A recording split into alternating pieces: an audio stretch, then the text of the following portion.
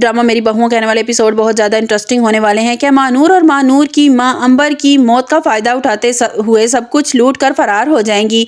आखिर वही हो जाता है जिसका अंबर को डर था, जिस बात का खदशा वो आसिफ साहब से जाहिर कर रही थी। आसिफ साहब से कहीं से भी पैसों का इंतज़ाम नहीं हो पाता। आसिफ साहब परेशान हालत में हॉस्पिटल में बैठे होते हैं कि अचानक उन्हें खबर मिलती है कि अंबर इस दुनिया में नहीं रही। आसिफ साहब और इनके बेटों पर की तो जैसे दुनिया ही उजड़ जाती है। आसिफ साहब कहते हैं कि इसमें सब में मैं ही कसूरवार हूँ, मैंने ही ज़रूरत से ज़्यादा इस पर बोझ डाल दिया था। वो पूरा दिन किचन में काम करती थी, मेरा साथ देने के लिए, मेरी हिम्मत बढ़ाने के लिए इसने क्या नहीं किया। यहाँ तक कि वो मेरी मदद करते करते आज ये दुनिया ही छोड़कर चली गई। वो रोते हुए कहते हैं कि अंबर मैं तुम्हारे बिना क्या करूँगा, तुम मुझे तन्हा छोड़कर क्यों चली गई हो? तुमने तो मुझसे वादा किया था ना कि तुम उम्र भर मेरा साथ निभाओगी और इतनी जल्दी मुझे छोड़कर चली गई हो। अलमीर फबीहा से कहता है कि फबीहा देखो, किसी की भी ज़िंदगी का भरोसा नहीं है। हम तुम्हारी माँ की वजह से परेशान थे और हमें ये मालूम नहीं था कि तुम्हारी माँ की इससे पहले मेरी माँ इस दुनिया से रुखसत हो जाएगी। आज मेरी माँ इस बात का जिक्र कर रही थी, मुझे लग रहा था कि शायद मुझसे जिक्र कर रही थी कि मेरा वक्त बहुत कम रह गया है, मुझे लगता है कि सब कुछ ख़त्म होने वाला है। मैंने उनकी बात को सीरियस नहीं लगा, मुझे लगा कि उनका वहम है।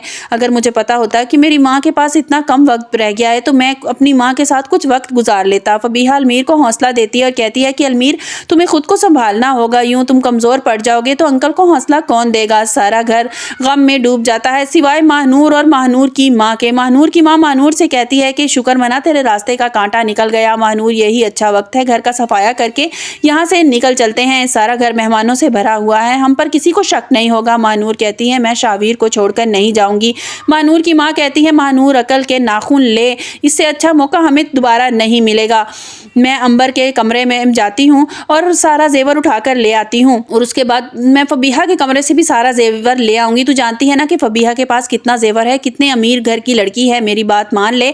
मैं महानूर अपनी माँ की बात मान लेती है। महानूर की माँ अंबर के कमरे में जाती है और वहाँ से सारा जेवर निकाल के ले आती है। महानूर को पकड़ाती है और कहती है कि तू ध्यान रख कि कमरे में कोई आए ना, और मैं सारा जेवर फबीहा के भी कमरे से ले आती हूँ। वो ऐसा ही करती है। जैसे ही वो लाकर जेवर कमरे में रखती है, महानूर कहती है कि माँ मुझे कुछ ठीक नहीं लग रहा, मेरा दिल नहीं मान रहा शावीर को छोड़कर जाने को। महानूर की माँ कहती है मुझे इस बात का तो डर था कि कहीं तुझे शावीर से मोहब्बत ना हो जाए। हम लोग मोहब्बत करने के लिए नहीं बने, हम तो सिर्फ लोगों को लूटने के लिए बने हैं। हमारा तो यही काम है कि लोगों को लूटते हैं और आगे चले जाते हैं। तू परेशान ना हो, तुझे शावीर से अच्छा लड़का कोई मिल जाएगा। हम कोई नया लड़का फंसाते हैं, नया मुर्गा फंसाते हैं। वो यही बातें कर रही होती हैं कि ऊपर से शावीर आ जाता है। शावीर अंदर आता है तो महानूर से कहते हैं महानूर ये सब कुछ क्या है, ये सब कुछ तुम लेकर कहाँ जा रही हो? मैंने तुम्हारी बातें सुन ली हैं। महानूर घबरा जाती है और कहती है शावीर ये सब कुछ माँ का किया धरा है, मैंने उन्हें मना किया था लेकिन वो बाज नहीं आ रही। मैं तुम्हें छोड़कर नहीं जाना चाहती, मैं ये सब कुछ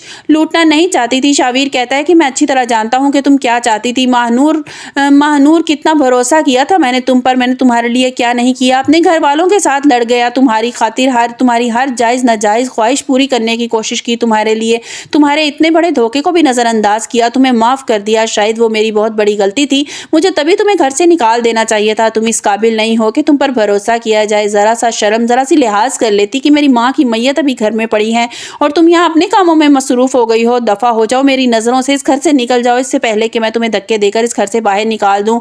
महानूर और महानूर की माँ रोते हुए उस घर से निकल जाती हैं। जैसे ही घर से निकलती हैं, सब औरतें मौजूद होती हैं। वो एक दूसरे से बातें करने लगती हैं कि इस लड़के ने अपने माँ बाप के खिलाफ जाकर इस लड़की से शादी की है, अब देखो ये लड़की ने इसके साथ क्या किया। जो लोग अपने माँ बाप को सताते हैं, तंग करते हैं, उनके खिलाफ जाकर कोई काम करते हैं कि उनके साथ ऐसा ही होना चाहिए। फबीहा और महक एक दूसरे के मुंह की तरफ देखने लगते हैं। आपको क्या लगता है?